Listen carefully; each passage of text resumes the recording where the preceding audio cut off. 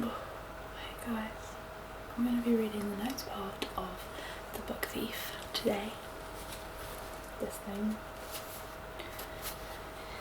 If you haven't already watched my other reading videos, you should probably watch them before this because you don't want any spoilers. We're about this much through the book. So yeah. Now though, in the summer of 1940, she could not see what lay ahead in more ways than one. She was witness only to a sorrowful woman with a room full of books whom she enjoyed visiting. That was all. It was part 2 of her existence that summer. Part 3, thank God, was a little more light-hearted. Himmel Street footballing. Allow me to play you a picture. Feet scuffing road, the rubbish of boyish breath, the rush of boyish breath. Shouted words, here, this way. A bad word. The coarse bounce of ball on road. All were present on Himmel Street, as well as the sound of apologies as summer further intensified. The apologies belonged to Liesl Memminger. They were directed to Tommy Muller. By the start of July, she finally managed to convince him that she wasn't going to kill him. Since the beating she'd handed him the previous November, Tommy was still frightened to be around her. In the football meetings on Himmel Street, he kept well clear. You never know when she might snap, he'd confided in Rudy, half twitching, half speaking. In Liesl's defence, she never gave up trying to put him at ease. It disappointed her that she'd successfully made peace with Ludwig Schmeichel and not with the innocent Tommy Muller. He still cowered slightly whenever he saw her. How could I know you were smiling for me that day? How could I know you were smiling for me that day? She repeatedly asked him. She'd even put in a few stints as goalie for him until everyone else on the team begged him to go back in. Get back in there, a boy named Harold Mollenhauer finally ordered him. You're useless. This was after Tommy tripped him up and he was about to score. He would have awarded him a penalty, but for the fact that they were on the same side. Liesl came back out and would somehow always end up marking Rudy. They would tackle and trip each other, call each other names. Rudy would commentate, she can't get around him this time. Stupid sawmensch. Arschgrobler. I don't want to know what that is. She hasn't got a hope. She seemed to enjoy calling Liesl an arse scratcher. It was one of the joys of childhood. Another of the joys, of course, was stealing. Part 4, summer 1940. In fairness, there were many things that brought Rudy and Liesl together, but it was the stealing that cemented their friendship completely. It was brought about by one opportunity, and it was driven by one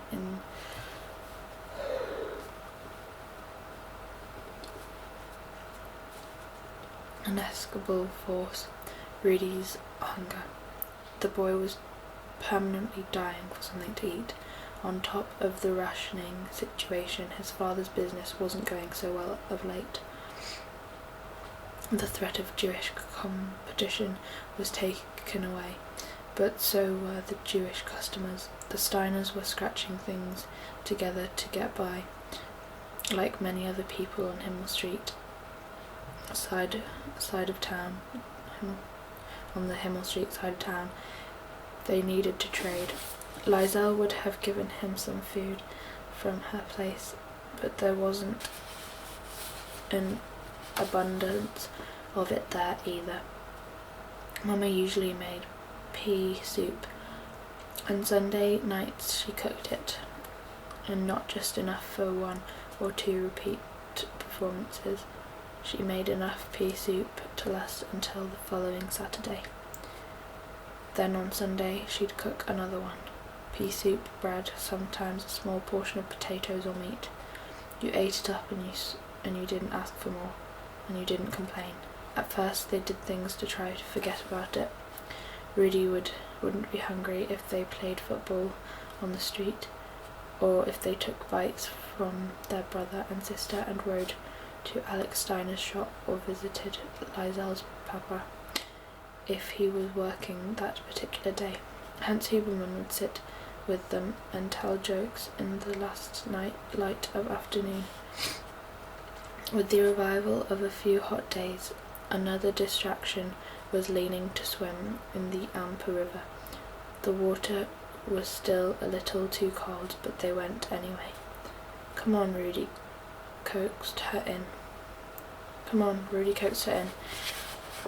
"Just here. It isn't so deep here." She couldn't see the giant hole she was walking into, and sank straight to the bottom. Dog paddling saved her life, despite nearly choking on the swollen intake of water. "You saw, Carl," she accused him when she collapsed onto the river bank. Rudy made certain to keep his distance. He'd seen what she did to Ludwig Schmeichel. "You can swim now, can't you?" Which didn't particularly cheer her up as she marched away. Her hair was pasted to the side of her face, and snot was flowing from her nose. He called after her, "Does this mean I don't get a kiss from teaching you?" So Carl, the nerve of him. It was inevitable. The dressed pea soup and Rudy's hunger finally drove them to thievery. It inspired their attachment to an older group of kids who stole from the farmers. Fruit stealers. After the game of football, both Liesel and Rudy learned the benefits of keeping their eyes open. Sitting on Rudy's front step, they noticed Fritz Hammer, one of their older counterparts, eating an apple. It was of the Klar variety, ripening in July and August, and it looked magnificent in his hand. Perhaps 3 or 4 more of them bulged in his jacket pocket. They wandered closer. "Where did you get those?" Rudy asked. The boy only grinned at first. "Shh." He then proceeded to pull an apple from his pocket and toss it over. "Just look at it," he warned them. "Don't eat it." The next time they saw the same boy wearing the same jacket on a day that was too warm for it, they followed him. He led them forwards the upstream section of the Amper River. It was close to where Liesel sometimes read with her papa when she was first learning. A group of 5 boys, some lanky, a few short and lean, stood waiting. There were a few such groups in Mulching at the time, some with members as young as 6. The leader of this particular outfit was the agreeable 15-year-old criminal named Arthur Berg. He looked around and saw the 2 11-year-olds behind him. "Und?" he asked. "And?" "I'm starving," Rudy replied. "And he's fast," said Liesel. Berg looked at her. "I don't recall asking for your opinion." He was teenage tall and had a long neck. Pimples were gathered in peer groups on his face. "But I like you." He was friendly, in a smart-mouthed adolescent way. "Isn't this the one who beat your brother up?" Andal. Word has certainly made its way around. A good hiding transcends the divided of age. The divides of age. Another boy, one of the short, lean ones with shaggy blonde hair and ice-coloured skin, looked over. I think so, Rudy confirmed it. It is. Andy Schmeichel walked across and studied her, up and down, his face pensive, before breaking into a gaping smile. Great work, kid. He never slapped her amongst the bones of her back, catching a sharp piece of... He even slapped her amongst the bones of her back, catching a sharp piece of shoulder blade. I'd get whipped for it if I did it myself. Arthur had moved on to Rudy. And you're the G's Owens one, aren't you? Rudy nodded. Clearly, said Arthur. You're an idiot. But you're our kind of idiot. Come on. They were in. When they reached the farm, Lizelle and Rudy were thrown a sack. Arthur Berg gripped his own Hessian bag. He ran a hand through his mild strands of hair. Either of you ever stolen before? Of course, Rudy said, fine. All the time. He was not very convincing. Lizelle was more specific. I've stolen 2 books. At which Arthur laughed. In 3 short snorts, his pimples shifted position. You can't eat books, sweetheart. From there, they all examined the 3 apples. The apple trees, the 3 apples, which stood in long twisted rows. Arthur Berg gave the orders. 1, he said, don't get caught on the fence. You get caught on the fence, you get left behind, understood? Everyone nodded, or said yes. 2, 1 is the tree, 1 below. 1 is the tree, 1 below. Someone has to collect. He rubbed his hands together. 2. 1 is the tree, 1 below.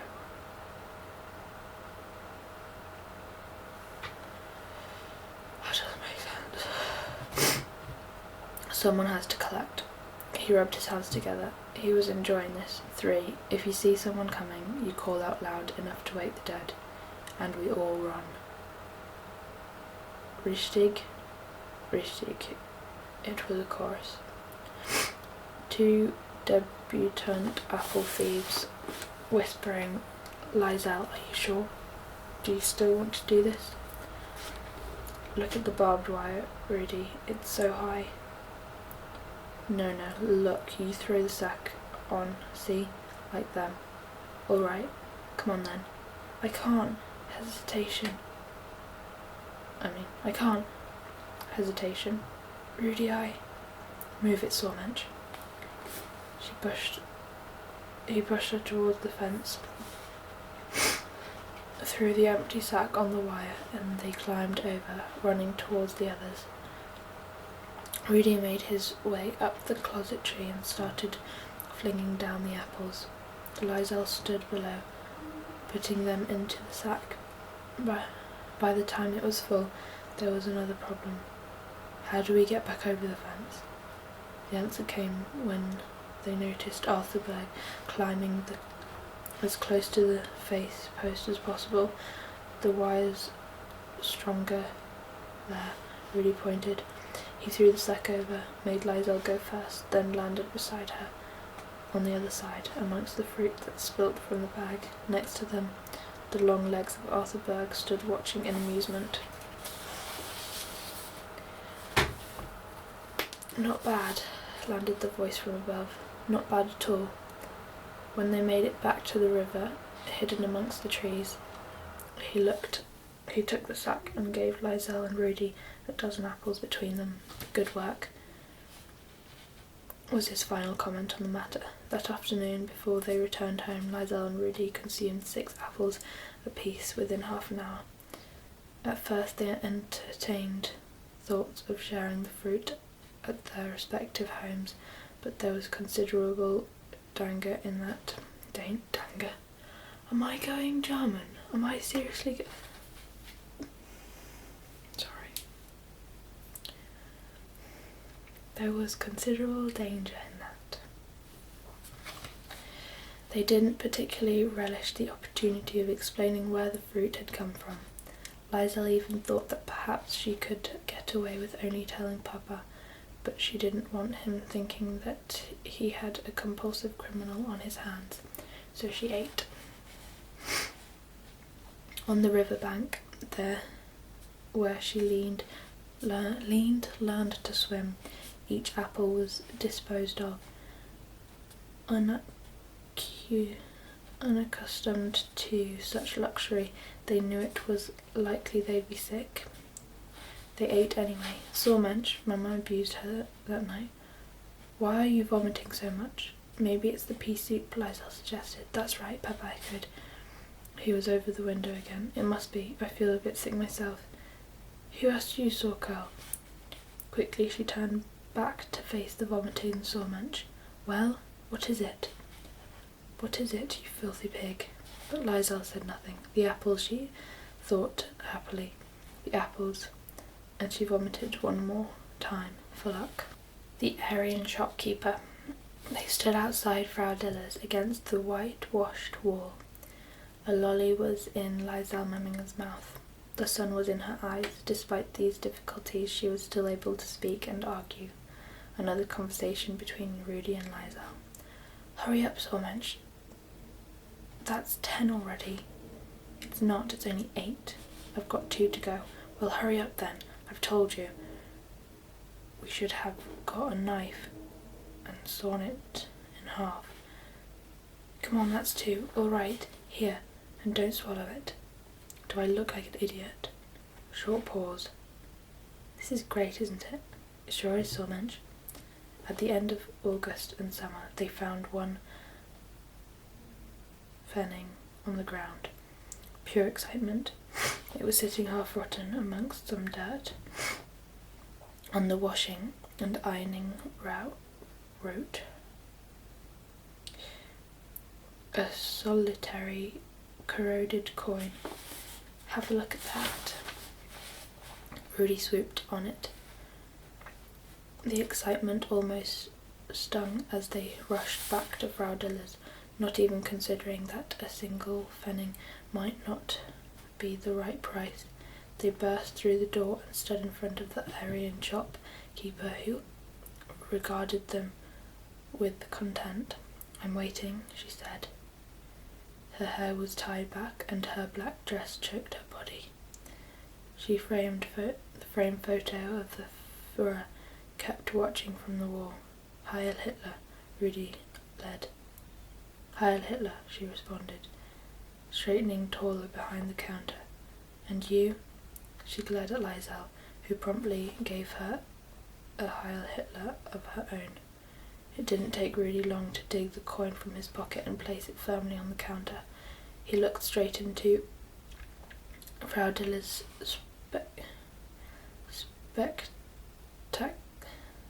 spectacled eyes and said, Mixed lollies, please. Frau Diller smiled. Her teeth elbowed each other for room in her mouth, and her unexpected kindness made Rudy and Lizel smile as well. Not for long. She bent down and did some searching and faced them again. Here, she said, tossing a single lolly onto the counter. Mix it yourself. Outside, they unwrapped it and tried biting it in half, but the sugar was like glass. Far too tough, even for Rudy's animal-like choppers. Instead, they had to trade sucks on it until it was finished. 10 sucks for Rudy, 10 for Lizel, back and forth. This, Rudy announced at one point with a lolly-toothed grin, is the good life, and Lizel didn't disagree. By the time they were finished, both their mouths were an exaggerated red, and as they walked home they reminded each other to keep their eyes peeled in case they found another coin. Naturally, they found nothing. No one can be that lucky twice in 1 year, let alone a single afternoon. Still, with red tongues and teeth, they walked down Himmel Street happily, searching the ground as they went. The day had been a great one, and Nazi Germany was a wondrous place.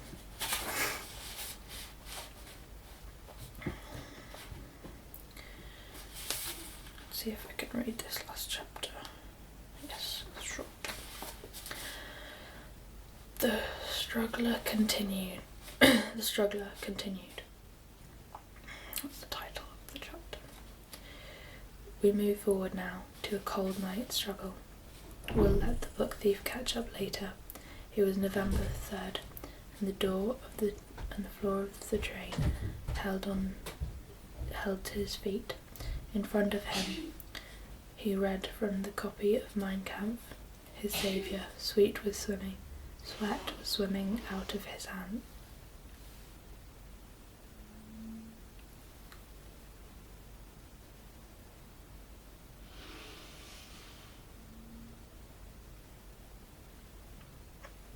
Sweat was swimming out of his hands. Fingermark clutched the book. Book Thief Productions officially presents Mein Kampf, My Struggle by Adolf Hitler.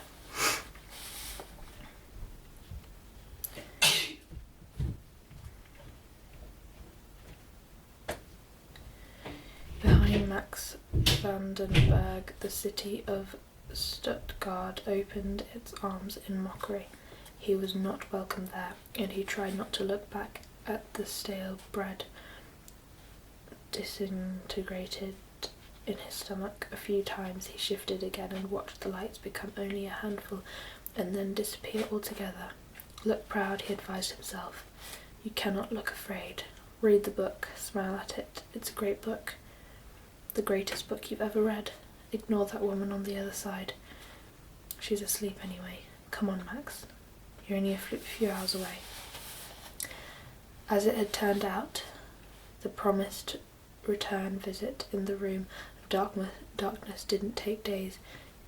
It had taken a week and a half. Then another week until the next, and another, until he lost all sense of the passing of days and hours. He was relocated once more to another small storage room where there was more light, more visits and more food. Time, however, was running out.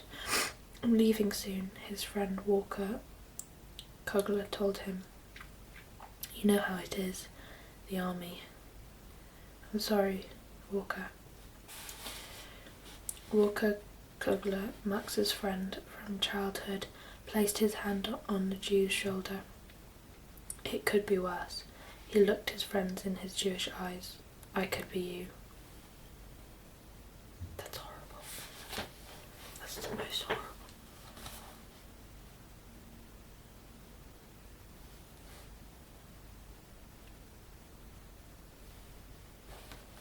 That's really mean.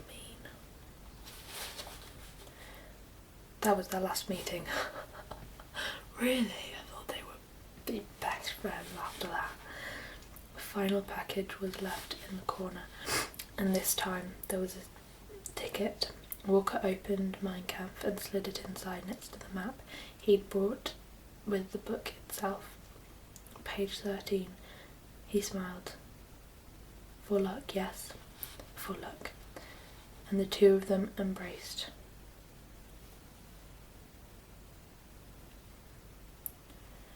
I've been joking.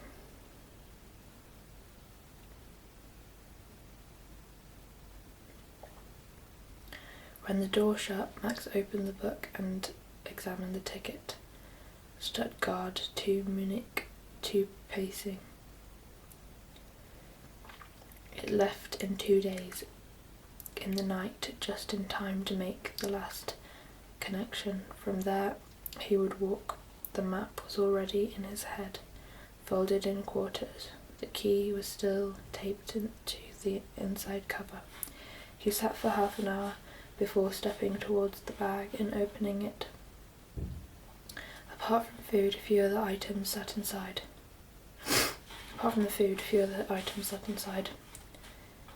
The extra contents of Walker Kugler's gift: one small razor, a spoon, the closet closest thing to a mirror, shaving cream, a pair of scissors.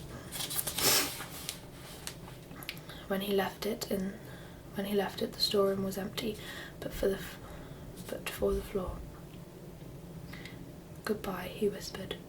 The last thing Max saw was the small mound of hair sitting casually against the wall. Goodbye. With a clean-shaven face and lopsided yet neatly combed hair, he had walked out of the building a new man. In fact, he walked out German. Hang on a second, he was German. Or more to the point, he had been. In his stomach was the electric combination of nourishment and nausea. He walked to the station. He showed his ticket and identity card, and now he sat in a small box compartment of the train, directly in danger's spotlight. Papers. That was what he dreaded to hear. It was bad enough when he was stopped on the platform. He knew he could not withstand it twice. The shivering hands, the smell, the stench of guilt. He simply couldn't bear it again. Fortunately, they came through early and only asked for the ticket, and now all that was left was a window of small towns, the congregation of lights, and the woman snoring on the other side of the compartment. For most of the journey he had made his way through the book, trying to never look up. The words lolled about in his mouth. Strangely, as he turned the pages and progressed through the chapters, it was only two words he'd never tasted: Mein Kampf, my struggle. The title over and over again, as the train prattled on from one German town to the next. Mein Kampf. Of all things to save him.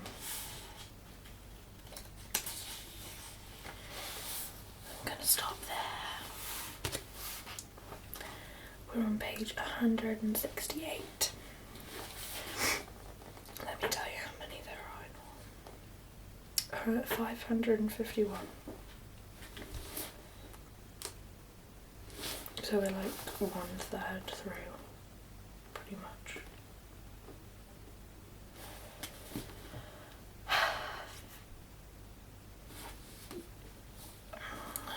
Wait, what did I say? 158.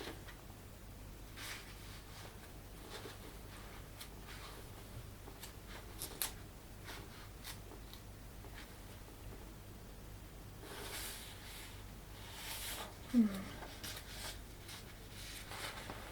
168. Need to flip my page. There we go.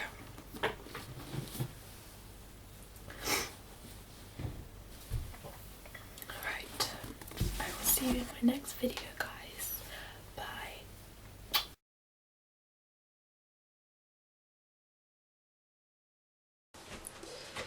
Hey guys, so today I'm going to be giving you a room tour, and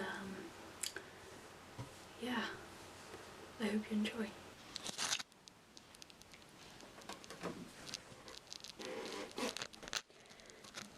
Okay, so I'm going to start over here.